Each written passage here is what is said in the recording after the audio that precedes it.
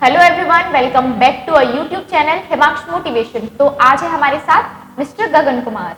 जय हिंद। तो सर जो हैं वो मारुति सुजुकी कंपनी में मैनेजर की पोस्ट पर हैं। ये सर अपनी जॉब के साथ साथ ही शिक्षा के क्षेत्र में बहुत योगदान दे रहे हैं। हमारे कोसी कला के बच्चों के लिए सर ने बहुत सारा योगदान दिया है। जय हिंद। मैं Gagan Kumar, works manager Maruti Suzuki. मैं आपको बताना चाहता हूँ, मैंने स्टार्टिंग जैसे बोलते हैं, मैंने शुरुआत अपने घर से ही की। मैं कोसी कला वार्ड नंबर 16 में रहता हूँ। मैंने अपने आसपास के बच्चों को देखा कि जो पढ़ते नहीं है, दिन भर इधर उधर डोलना उनका, तो काफ़ी मेरे दिमाग में योजनाएं आई कि इन बच्चों के लिए हमें क्या करना चाहिए। तो मैंने सभी बच्चों को चिन्हित किया जो बच्चे नहीं पढ़ रहे, उनके घर गया, उनके पेरेंट्स से मिला। मैंने बोला इनका आप एडमिशन कराइए। तो सबकी समस्याएं हैं, कोई मजदूरी कर रहा है, कोई कुछ कर रहा है, वो उस वजह से बच्चों को नहीं पढ़ा पा रहे। तो मैंने फिर एक योजना बनाई कि मैं इन बच्चों को एडॉप्ट करता हूँ और एडॉप्ट करने के साथ इन बच्चों को फिर मैं स्कूल में एडमिशन कराता हूँ। तो मैंने स्टार्टिंग में सबसे पहले गांधी पार्क, होली गेट जो सरकारी स्कूल हैं, मैंने उनको प्रायोरिटी दी और बच्चों का वहाँ पर एडमिशन कराया। तो मैं आपको एक चीज़ बताना चाहूँगी, जैसा कि अभी सर ने बताया कि उन्होंने बच्चों को एडॉप्ट किया हुआ है। सर ने 150 के तकरीबन बच्चों को एडॉप्ट किया हुआ है। वो उनकी शिक्षा की ओर, वो उनके फिजिक्स में, उनके स्पोर्ट्स में, काफ़ी चीज़ों में बहुत सारा योगदान देते हैं। तो सर आप एक चीज़ बताइए, आप इस चीज़ से लोगों को संदेश क्या देना चाहते हैं? आप इतना कुछ बच्चों के लिए कर रहे हैं, उन्हें आगे बढ़ा रहे हैं। मैं इनके लिए संदेश देना चाहता हूँ कि जब सभी लोग शिक्षित होंगे तो हमारा समाज आगे बढ़ेगा। आज के टाइम में क्या है कि बच्चों पे ध्यान कम है। कोई बच्चा खेल रहा है, कोई कहीं जा रहा है, कोई उस पर घर वालों का फोकस नहीं है। अगर हम सब लोग मिलजुल कर उन बच्चों को स्कूल में एडमिशन कराएंगे तो वहाँ जाकर कुछ ना कुछ वो सीखेंगे बच्चे। जब बच्चे आगे सीखेंगे तो उनको देख के आने वाली जो नई पीढ़ी है वो सभी शिक्षित होंगी, बेरोजगारी कम होगी, क्राइम कम होगा, ऐसे बहुत सारे काम हैं। फिर हमारे जो देश की जो नई जनरेशन आएगी वो सब शिक्षित ही आएगी। इससे हम सबका विकास है। सर आजकल पेरेंट्स की एक चीज़ को लेकर बहुत शिकायत होती है, वो है बच्चों का बिहेवियर, उनका नेचर। उनकी इस चीज़ में शिकायत रहती है कि बच्चे पढ़ाई नहीं करते हैं, गुमसुम रहते हैं, बाहर खेलने भी नहीं जाते हैं, स्पोर्ट्स में भी बहुत कम ही पार्टिसिपेट करते हैं। तो इस चीज़ के ऊपर आप क्या कहना जी बिल्कुल, ये जो आपने पूछा है मेरे से, ये लगभग मेरे पास 100+ पेरेंट्स की कंप्लेंट आई है। क्योंकि मैं पेरेंट्स मीटिंग जब करता हूँ सबकी यही समस्या है कि बच्चे खाते नहीं है, चिड़चिड़े रहते हैं, हमसे बात नहीं करते हैं। तो मैंने इस पर काफ़ी अध्ययन किया। इसका जो मेन कारण है वो मेन कारण है मोबाइल्स। आजकल पेरेंट्स क्या करते हैं कि बच्चा जरा भी रोया, उसको बोला कर हाँ आप फ़ोन पकड़ा दिया। तो वो फ़ोन में जब फ़ोन ज़्यादा देखता है तो उसका क्या है, मस्तिष्क जो उसका ब्रेन होता है वो एक तरीके का हैक हो जाता है। उससे बच्चा चिड़चिड़ा हो जाएगा, खाना नहीं खाएगा। जब तक खाना भी जब खाएगा जब उसके हाथ में मोबाइल दोगे आप, तो वो अब खेल नहीं पाता है बच्चा। जैसे पहले बच्चे खेलते थे, चाहे वो रैकेट खेल रहे हैं, चाहे वो दौड़ लगा रहे हैं, चाहे कंचे ही खेल रहे हैं। सबसे छोटा गेम कंचा ही होता है। अब कोई नहीं खेल रहा है बच्चा। अब क्या, सबको बस मोबाइल चाहिए और बस अपने घर में एक कोने में पड़े रहते हैं बच्चे। हाँ, वो सब अलग। घर में अगर 4 बच्चे हैं तो आजकल ये स्थिति है कि सभी के घर में अलग अलग बच्चों पे अलग अलग फ़ोन होता है। और इसी के यही कारण है कि बच्चा पढ़ नहीं पाता, चिड़चिड़ा होता है, वो अपना किसी के सामने प्रेजेंट नहीं कर पाता। उससे पूछेंगे तुम बताइए, नाम बताइए, कहाँ पर रहते हो, वो अपना एड्रेस तक नहीं बता पाता है। यही एक कारण है, रिप्रेजेंट नहीं कर पाता है वो किसी के सामने। तो मैंने काफ़ी अध्ययन के बाद समझा कि बच्चों को मोबाइल से दूर रखें। इसीलिए मैंने बच्चों के लिए मैं रोज़ 1 घंटे उनको प्रैक्टिस कराता हूँ। अगर बच्चे डेली एक्सरसाइज करेंगे तो वो पढ़ाई के बाद थक जाएंगे और थक के सो जाएंगे और वो मोबाइल नहीं देख पाएंगे और धीरे धीरे उनका स्वास्थ्य सही होगा और वो बच्चों का पढ़ाई में भी मन लगेगा। ये एक रीज़न है। सर जैसा कि आप जानते हैं आजकल शिक्षा ऑनलाइन भी है, तो वहाँ तो फ़ोन की ज़रूरत पड़ती है। तो उस चीज़ में आप क्या कहना चाहेंगे? देखिए, जो मेरा अपना मानना है कि ये फ़ोन है, इसको सिर्फ लाइब्रेरी की तरह यूज़ कीजिए। जितना हमें आवश्यकता उतना लीजिए। ये नहीं है कि आप 24 घंटे उसमें ही सारे नोट्स पढ़ रहे हैं, ये गलत है। इससे आंखों के आप देख रहे हैं कि सबके चश्मे चढ़े हुए हैं, जबकि आई साइड वीक हैं, जबकि ये लगभग 25 साल की उम्र तक नहीं होना चाहिए। अगर हम किसी फोर्स में या कहीं इंटरव्यू के लिए जाते हैं तो सबसे पहले हमारी आई साइड वीक रहती है, तो वो हमको निकाल देते हैं। इसका यही मेन रीज़न है। और जो बुक हैं, जो बच्चा बुक पढ़ के जाएगा ना, उसको हमेशा मेमोरी, उसकी याददाश्त तेज रहेगी उसकी। तो मेरे हिसाब से तो ये गलत है। और ये लॉकडाउन ने जो था उसमें बच्चों का मोबाइल का ज़्यादा है। अब लॉकडाउन नहीं है, सब चीज़ ठीक है, तो इसका मेरे हिसाब से बहिष्कार करना चाहिए मोबाइल का, और किताबों पे फोकस ज़्यादा देना चाहिए। सर वो ही टाइम था जिसकी वजह से जिन बच्चों के पास मोबाइल फोन्स नहीं थे उनको भी मोबाइल फोन्स मिले थे।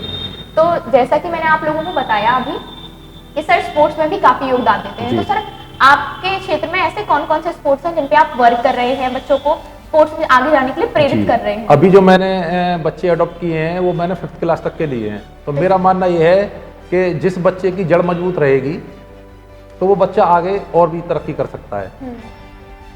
तो हमने इसमें हाई जंप, लॉन्ग जंप और आपकी दौड़ है, उसमें एथलेटिक्स का है, और बच्चों के लिए मैंने रेसलिंग का किया है। कुछ कोच हैं अपने कोसी कला में, बहुत प्राचीन है गोपाल बाग अखाड़ा, वहाँ पर अच्छे अच्छे कोच हैं, हमने उनसे भी रिक्वेस्ट की है, तो वो बच्चों को प्रशिक्षण दे रहे हैं और रेसलिंग का। और कोसी कला में हिमाक्ष एकेडमी है, वहाँ बच्चे अपने जूडो कराटे की तैयारी कर रहे हैं। वो जो उनके कोच हैं काफ़ी दूर तक बच्चों को नेशनल तक खिलाने के लिए लेके जाते हैं। तो सर ने अभी स्पोर्ट्स के बारे में भी काफ़ी सारी चीज़ें हमें बताई। तो सर आजकल जैसा कि आपको पता है आजकल शिक्षा बहुत महंगी हो गई है, बच्चे पढ़ नहीं पाते हैं, कुछ लोग कोई पेरेंट्स एबल नहीं होते हैं कि वो उनको पढ़ा सकें, किसी के पेरेंट्स रिक्शा चलाते हैं, जैसा कि अभी आपने बताया कि कोई छोटी शॉप पे काम करते हैं, तो अपने जो पेरेंट्स होते हैं वो अपने बच्चों को सही से पढ़ा नहीं पाते हैं। तो हमारी शिक्षा बहुत महंगी है, आप इस चीज में क्या कहना चाहेंगे कि हम किस तरीके से पढ़ा सकते हैं बच्चों को? आपने बहुत ही अच्छा क्वेश्चन किया। हमारा इस पे भी वर्किंग चल रही है, इस पे हमने काफ़ी अध्ययन किया है।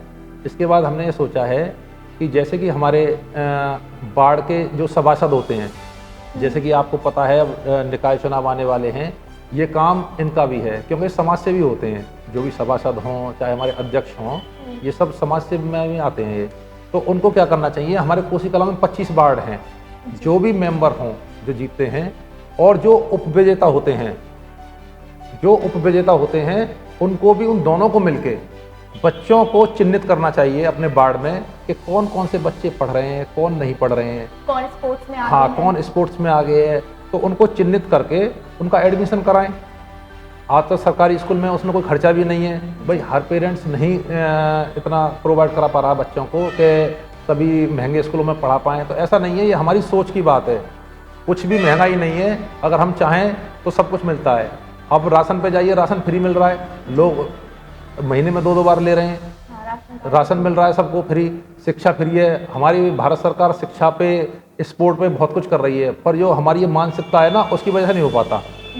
हाँ, तो हमें जो मेरा अपना मानना है, जिस तरीके से मैं वर्क कर रहा हूँ और हमारे साथ लोग जुड़ते जा रहे हैं धीरे धीरे, वो इसी पे वर्क कर रहे हैं। हमारे कोसी कला में 25 वार्ड हैं, अगर इस तरीके से 2-2 व्यक्ति अगर बच्चों को अडॉप्ट करके उनका एडमिशन कराएं, उनका ख्याल रखें, तो मेरे हिसाब से शिक्षा का स्तर बहुत अच्छा हो सकता है। और कुछ बच्चे पढ़ाई में जो कमज़ोर हैं, उनके लिए भी मैंने सोच रखा है कि जो बच्चे पढ़ाई में कमज़ोर हैं वो लड़ाई में बड़े होशियार होते हैं। हाँ, तो उनके लिए मैंने स्पोर्ट का रखा है। कुछ बच्चे पढ़ाई में वीक हैं तो वो अपने स्पोर्ट में आगे निकलें। आजकल स्पोर्ट में मेरे पास ऐसे कई हमारे साथ के हैं जो सिर्फ स्पोर्ट से ही आज अच्छी अच्छी पोस्ट पर तैनात हैं वो। तो यही है कि थोड़ा सा ध्यान रखना चाहिए, जो समाज से भी हैं, शिक्षा की तरफ, रोजगार की तरफ किसी का ध्यान नहीं है। जी नहीं है। हाँ, अगर इस पे ध्यान दें तो हमारे पास योजना है, प्लान है, धीरे धीरे समय लगता है थोड़ा सा, अभी मेरे को 1-1.5 साल हुआ है, काफ़ी इम्प्रूवमेंट हुआ बच्चों में, फीडबैक आता है फैमिली का, सभी खुश हैं। तो आने वाले जो टाइम में है वो हम इंटर कॉलेज पे भी वर्किंग करेंगे। जो लड़कियाँ, स्पेशल पहले लड़कियों के लिए करेंगे, तो जो लड़कियां हैं कोचिंग करना चाहती हैं, कोई फोर्स में जाना चाहती है, कोई SSCC में जाना चाहती है, कोचिंग का चार्ज बहुत हाई होता है, 1000 से 1500 रुपये लेते हैं मंथली चार्ज। हाँ, तो मैंने उसके लिए प्लानिंग की है, तो हम मात्र 200 रुपये में एक बच्चे को और बढ़िया तरीके से प्रोजेक्टर के द्वारा उनको पढ़वाएंगे। अगर मानो कोसी कला की 100 लड़कियों ने एडमिशन लिया, उसमें से अगर 20 लड़कियों का भी सिलेक्शन हो गया, तो वो लड़कियां जो जिनका सिलेक्शन होगा वो आने वाली जनरेशन के लिए बहुत कुछ डोनेट कर सकती हैं, और इस तरीके से धीरे धीरे हमारा कोसी एकदम बहुत ही उन्नति पर आ जाएगा। तो मेरा जो मेन है कि अपने कोसी कला सबसे पहले अपने घर से स्टार्ट करो, तो ये कोसी कला हमारा घर है, तो इस पर हम बहुत वर्किंग कर रहे हैं। तो सर अभी आपने एक शब्द का जिक्र किया, गवर्नमेंट स्कूल। तो सर आजकल जो लोग होते हैं उनका मानना ये है कि गवर्नमेंट स्कूल में जो पढ़ाई है वो इतनी अच्छी नहीं हो पा रही है, वो प्राइवेट स्कूल की तरफ ज्यादा ध्यान देते हैं। तो सर इस चीज से आप क्या कहना चाहेंगे कि गवर्नमेंट स्कूल और प्राइवेट स्कूल में डिफरेंसेस क्या क्या है? देखिए, उसमें जो मेरा मानना है, मैं गवर्नमेंट स्कूल से ही पढ़ा हूँ, मैं थोड़ा सा अपने बारे में बताना चाहूँगा। मैं दिल्ली पुलिस से इंटरव्यू से निकला हुआ हूँ, सब इंस्पेक्टर से। यूपी पुलिस सब इंस्पेक्टर से 2 बार मैंने टेस्ट क्वालिफाई किया है। आबकारी विभाग में मैंने, उसमें फिजिकल बड़ा हार्ड होता है। मैंने सिंगल 800 बच्चों में से 4 बच्चों का सिलेक्शन हुआ, उसमें से एक मैं भी था। मैं हर जगह इंटरव्यू से निकला हुआ हूँ, इंटरव्यू से। अब जब मेरी ओवर एज हो गई है तो इंटरव्यू खत्म हो चुके हैं। हाँ, नहीं मैं अब तक काफ़ी ऊंची पोस्ट पे पहुँच जाता। तो ऐसा कुछ नहीं है कि प्राइवेट स्कूल वाले ही ज़्यादा पढ़ते हैं, जबकि मेरा मानना ये है कि जो सरकारी स्कूल से बच्चा पढ़ के जाएगा वो प्राइवेट स्कूल वालों से बहुत तेज होता है। मैंने कई सर्वे किए हैं स्कूलों में, जब भी बच्चों का एग्ज़ाम आता है तो प्राइवेट स्कूल में ज़्यादातर बच्चों को रटा दिया जाता है कि भाई तुम्हारा 5 चैप्टर तक आना है, उन्हीं क्वेश्चनों को बार बार करो। सरकारी में ऐसा नहीं है। उनको तो बोल दिया जाता है भैया तुम्हारा इस डेट को एग्ज़ाम है और आप अपना एग्ज़ाम की तैयारी कीजिए। तो जो बच्चा फ्री स्टाइल में काम करेगा तो वो ज़्यादा एक्टिव होगा। सिर्फ एक माहौल नहीं बन पा रहा है उसका। देखो आप भी जानते हो, प्राथमिक विद्यालय जो होता है बच्चे का घर होता है, ना कि स्कूल। जब तक हमारे पेरेंट्स एजुकेटेड नहीं होंगे, उनका ध्यान शिक्षा की तरफ नहीं जाएगा, जब तक कोई भी बच्चा नहीं पढ़ सकता। कितने भी अच्छे आप कोच से पढ़ लो, कितने भी अच्छे स्कूल से पढ़ लो, घर का माहौल जब तक सही नहीं होगा बच्चे नहीं पढ़ पाएंगे।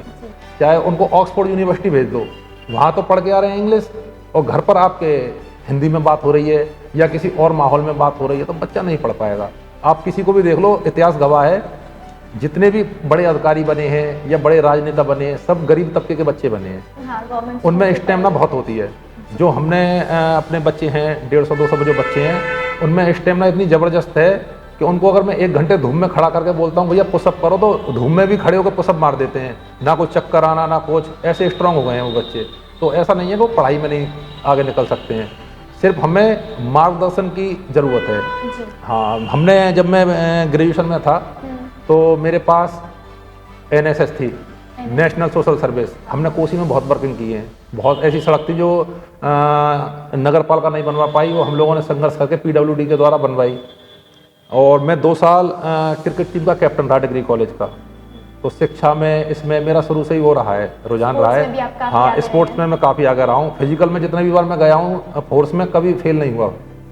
चाहे वो बीम की बात हो, चाहे रेस की बात हो, आज भी बच्चों को मैं फिजिकल अच्छी ट्रेनिंग देता हूँ, निःशुल्क, कोई चार्ज नहीं है, बिल्कुल निःशुल्क देता हूँ। तो बच्चे पढ़ सकते हैं, और गरीब तबके के बच्चे ही ज़्यादा अच्छे पढ़ सकते हैं, मेरे को ये मानना है। देखो जो पैसे वाले हैं वो तो कहीं भी पढ़ा सकते हैं, बिजनेस करवा सकते हैं, काफी सारे, हाँ वो बिजनेस करा सकते हैं। पर गरीब बच्चों के लिए खाली यही सपना होता है कि भाई ये बच्चा हमारा पढ़ जाए तो अच्छा है। अब जैसे सभा होती हैं, राजनेता आते हैं, तो गरीब आदमी ऐसे मुंह फाड़ के सुनता है कि जैसे रसगुल्ला नेताजी उनके मुंह में डालने वाले हैं। हाँ, क्या योजना बता दें, क्या कर दें। तो अगर हम लोग सब मिलके, मैं भी एक मजदूरी मानो मेरे को, है ना, हम भी किसान फैमिली से ही हैं, तो हम लोग अगर चाहें 2-2, 4-4 लोग मिलके ऐसे बच्चों को एडॉप्ट करें और उनकी सहायता करें, तो ये मेरे हिसाब से शिक्षा जो है बहुत उन्नति कर सकती है। तो सर आपकी बातों से मुझे एक बात याद आई है। भारतेंदु हरिश्चंद्र जी हैं, वो काफ़ी अच्छे राइटर हैं। उन्होंने एक बात कही थी कि जो हमारे देश के जो युवा हैं, जो हमारे देश के लोग हैं, वो एक रेल के डिब्बे की तरह हैं। अगर उनको एक अच्छा इंजन मिल जाए तो बहुत आगे तक जा सकते हैं। जी बिल्कुल, बहुत ही अच्छी बात कही आपने। जिस तरीके से रेलवे का जो डिब्बा होता है वो बहुत अच्छे लोहे का बना हुआ होता है, बहुत मजबूत होता है। उसका जो इंजन है वो उससे भी ज़्यादा मजबूत होता है। तो इसी तरीके से अगर अच्छा मार्गदर्शक मिल जाए हमारे कोसी कला क्षेत्र के लिए, तो हमारे बच्चे बहुत ही आगे तक जा सकते हैं, बहुत आगे शिक्षा में, स्पोर्ट में। और स्पोर्ट का मतलब मेरा इसी से नहीं है, स्पोर्ट चाहे वो डांस हो, चाहे आपका जूडो कराटे हो, चाहे आपका कुश्ती हो, जिम करने जो बॉडी बिल्डर हैं वो भी बहुत आगे तक जाते हैं। हाँ, कबड्डी है, कुश्ती है। तो हमारे कोसी कला में किसी भी खेल की कमी नहीं है, एक से एक अच्छे मजे हुए कुछ पड़े हुए हैं। तो बिल्कुल मुझे आपकी बात बहुत अच्छी लगी कि हमें एक इंजन की ज़रूरत है। तो हम जो लोग काम कर रहे हैं वो हम एक इंजन बनने की कर रहे हैं। बाकी तो हमारे जो लोग हैं कोसी कला क्षेत्र के बहुत ही समझदार, होशियार और लोहे के डिब्बे की तरह बिल्कुल मजबूत हैं, बिल्कुल आगे तक जा सकते हैं। और मैं सभी बच्चों के लिए एक मुझे शेर याद आ गया, मैं उसको बोलना चाहता हूँ कि कहाँ से हम कहाँ तक पहुँच सकते हैं। कि मिटा दे अपनी हस्ती को अगर कुछ मर्तबा चाहे, कि दाना खाक में मिलकर गुले गुलजार होता है। तो अगर बच्चा मेहनत करेगा तो वो गुलजार क्या, पूरी कोसी को क्या, पूरे देश का नाम रोशन कर सकता है। जी, ये मेरा एक मैसेज है कि सभी बच्चे आगे पढ़ें। अगर किसी को कोई दिक्कत है, कोई बात है, तो वो मेरे से मिल सकते हैं। हमारे कोसी कला में 25 वार्ड हैं। मैं सभी से निवेदन करूंगा, अगर किसी बच्चे को कोई दिक्कत है, किसी फैमिली को कोई दिक्कत है शिक्षा के क्षेत्र में, स्पोर्ट के क्षेत्र में, वो मुझसे संपर्क करे। जो मुझसे मदद होगी मैं उसके लिए करूंगा। जय Hind. Thank you so much sir कि आप अपना कीमती समय निकालकर हमसे मिलने के लिए आए। Thank you so much. तो आज हमने सर के साथ बहुत सारी बातें की हैं। अगली वीडियो में मिलेंगे हम नए किसी टॉपिक के साथ। Thank you so much. Please like, share and subscribe our YouTube channel.